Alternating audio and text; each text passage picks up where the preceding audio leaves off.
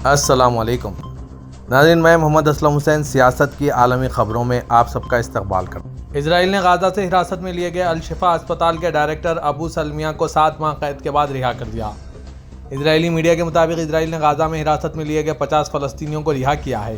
बताया गया है कि मोहम्मद अबू सलमिया को इजरायली फ़ौज ने गुज़िश्ता साल नवंबर में अल-शिफा अस्पताल पर छापे के दौरान हिरासत में लिया था, जिन्हें अब छोड़ दिया गया। इजरायली फ़ौज ने इल्ज़ाम आयद किया था कि हमास अस्पताल की सहूलियात को अस्करी मकासद के लिए इस्तेमाल किया जा रहा है और इसने अस्पताल को एक सुरंग की शक्ल दी हुई है। ताहम अबू सलमिया और अस्पताल के दीगर स्टाफ ने इस इल्ज़ाम की तरदीद की है। जनूबी गाज़ा के अल-नसीर अस्पताल के डायरेक्टर ने भी अबू सलमिया की रिहाई की तस्दीक की और बताया कि 5 अफराद को अल-नसीर अस्पताल और दीगर को अल-अक़सा शहीद अस्पताल से हिरासत में लिया गया था। फ़लस्तीनी वज़ारत सेहत के हुकाम का कहना है कि इजरायली फ़ौज ने छापों के दौरान कई अस्पतालों को ड्रामाई अंदाज में बंद करने पर मजबूर किया और इनकी सहूलियात भी बंद कर दी थी। अमेरिकी महकमा दिफा ने तस्दीक की है कि एहतियात के तौर पर यूरोप के कुछ ममालिक में फ़ौजी अड्डों पर अलर्ट की सतह बढ़ा दी गई है। इस मौजू पर पेंटागन के तहरीरी बयान में वाज़ेह किया गया है कि अमेरिकी यूरोपी कमान बैरून अमेरिकी फ़ौजी बरादरी की सलामती को मुतासिर करने वाले मुख्तलिफ अवामिल का मुसलसिल जायज़ा लेती है और इस कोशिश के तहत फ़ौजी अरकान की सिक्योरिटी को यकीनी बनाने के लिए इजाफी इक़दाम कसरत से किए जाते हैं। कहा गया है कि हम ऑपरेशनल सिक्योरिटी वजूहात की बिना पर मखसूस इक़दाम में शामिल नहीं होंगे, लेकिन हम मोहतात रहेंगे। यूरोपी कमान एहलकारों को मशकूक सरगर्मियों की इत्तला देने, महकमा खारजा की सफरी सिफारिशात पर अमल करने और ज़ाती ख़तरात के ख़िलाफ़ एहतियाती तदाबीर पर अमल दरामद करने के लिए हर वक्त चौकस और चौकन्ना रहने की सिफारिश करती है। यह दावा किया गया था कि बल्गारिया, इटली, रोमानिया और जर्मनी में अमेरिकी फ़ौजी अड्डों को force protection status Charlie high alert पर लाया गया है और ये गुज़िश्ता 10 सालों में खतरे की बुलंद तरीन सतह है।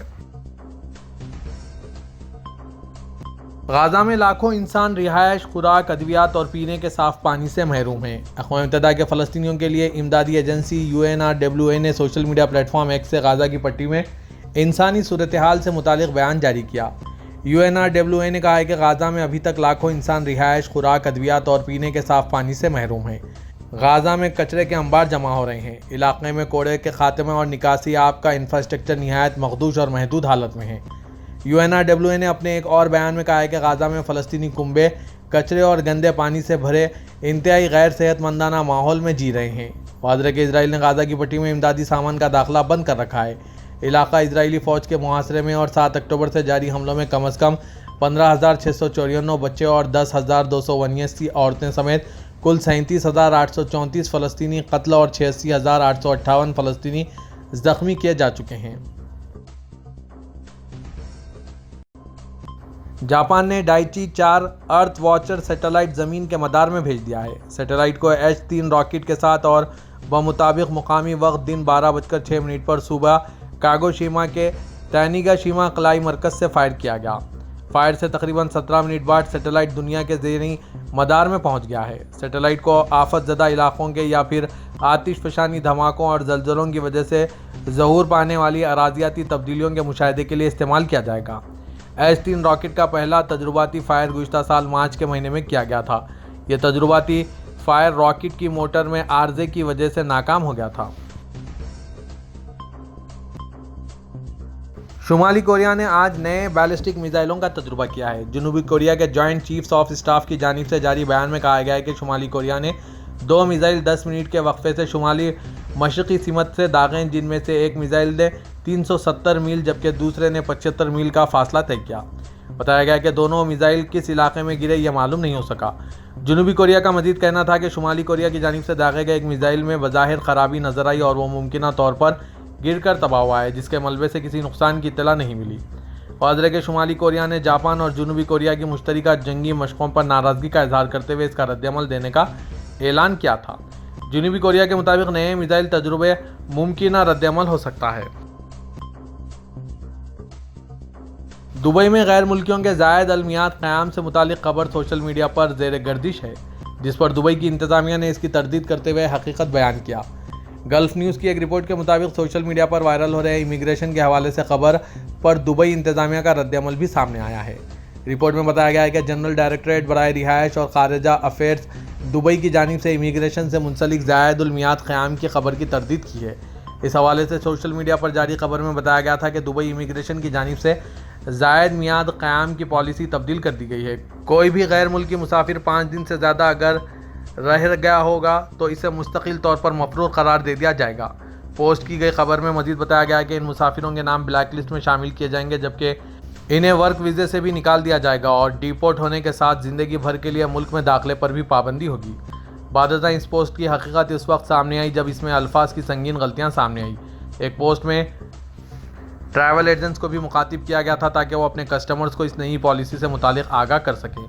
تاہم ان جعلی خبروں پر رد عمل دیتے ہوئے DGRF نے اس کی سختی سے تردید کی اور کہا کہ ایسا کوئی بھی اقدام ہماری پالیسی کا حصہ نہیں ہے۔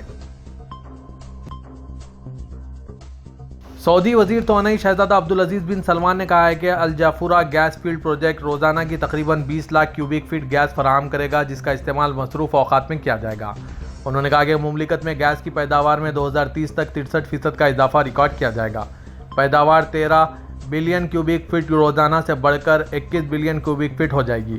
سعودی وزیر توانائی نے آج ظہران میں الجافورہ گیس فیلڈ پروجیکٹ کے دوسرے مرحلہ سعودی آرامکو کے گیس نیٹ ورک کے توسیعی منصوبے کے تیسرے مرحلے پر عمل درآمد کے لیے معاہدوں کی تقریب میں شرکت کی۔ الجافورہ مملکت کی سب سے بڑی غیر وابستہ گیس فیلڈ ہے، جس میں قدرتی گیس کا تخمینہ 200 ملین SSF معیاری کیوبک فٹ ہے۔ انہوں نے کہا کہ گیس فیلڈ کی کل پیداوار اور گیس پائپ نیٹ ورک میں توسیع سعودی GDP میں سالانہ تقریباً $20 بلین کا حصہ ہوگا۔ سعودی وزیر توانائی کا کہنا تھا کہ ہم سعودی آرامکو کے ساتھ مل کر ایکسپلوریشن اور ڈسکوری پروجیکٹس کو بڑھانے کے لیے کام کر رہے ہیں۔ سعودی عرب میں انجینئرنگ کے شعبوں میں 25% سعودیائزیشن کے قانون پر 21 جولائی سے عمل درآمد شروع کر دیا جائے گا۔ سبق نیوز کے مطابق وزارت افرادی قوت و سماجی بہبود آبادی کے پروگرام پر رد عمل کے لیے وزارت بلدیات و دیہی ترقی و ہاؤسنگ کے تعاون سے جامع حکمت عملی مرتب کی گئی ہے، جس پر تیزی سے کام کیا جا رہا ہے۔ وزارت بلدیات کی ٹیمیں سعودیائزیشن کے قانون پر عمل درآمد کو یقینی بنانے کے لیے متعدد اداروں پر مشتمل تفتیشی ٹیمیں تشکیل دے رہے ہیں تاکہ سعودی شہریوں کو روزگار کے وسیع مواقعوں کی فراہمی کو یقینی بنایا جا سکے۔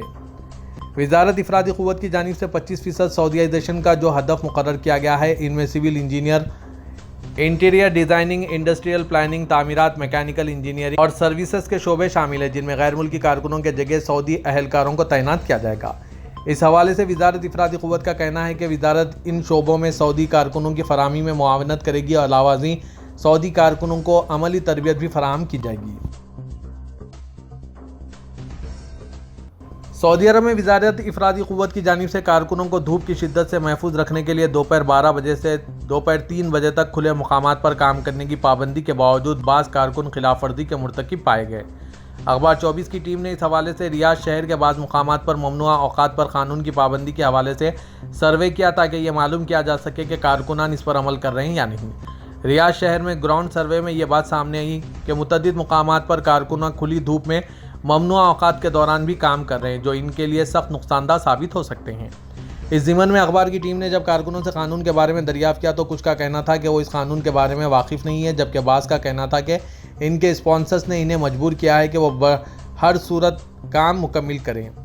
واضح ہے کہ وزارت افرادی قوت و سماجی بہبود آبادی کی جانب سے کارکنوں کی سلامتی کے لیے 15 جون سے 15 سپٹمبر تک پابندی عائد کی جا چکی ہے کہ وہ اس دوران دوپہر 12 بجے سے دوپہر 3 بجے تک کھلی دھوپ میں کام نہیں کریں گے۔ سعودی عرب میں ہیلتھ انشورنس کونسل اور بیمہ اتھارٹی نے گھریلو کارکنوں کے لیے لازمی طبی بیمہ اسکیم کی پالیسی جاری کی ہے۔ ابتدائی طور پر پالیسی کا اطلاق ایسے اسپانسرز پر ہوگا جن کی زیر کفالت 4 یا اس سے زیادہ گھریلو کارکن ہوں گے۔ اخبار 24 کے مطابق ہیلتھ انشورنس کونسل کی ترجمان ایمان الطریقی نے بتایا کہ گھریلو کارکنان کے لیے میڈیکل انشورنس پالیسی کا اطلاق کیا جا رہا ہے، جس کے تحت کارکنان کو ضروری طبی امداد کی سہولت فراہم کی جائے گی۔ گھریلو کارکنان کے لیے جو پالیسی متعارف کرائی جائے گی، اس کے تحت اسپتال میں زیر علاج رہنے کی صورت میں انہیں کسی قسم کی رقم ادا نہیں کرنا ہوگا۔ علاوہ ازیں کارکنان کو ایمرجنسی یونٹس میں بھی فوری علاج کی فراہمی کے ساتھ متعدد بار وزٹ اور لیبارٹری کی سہولت بھی ہوگی۔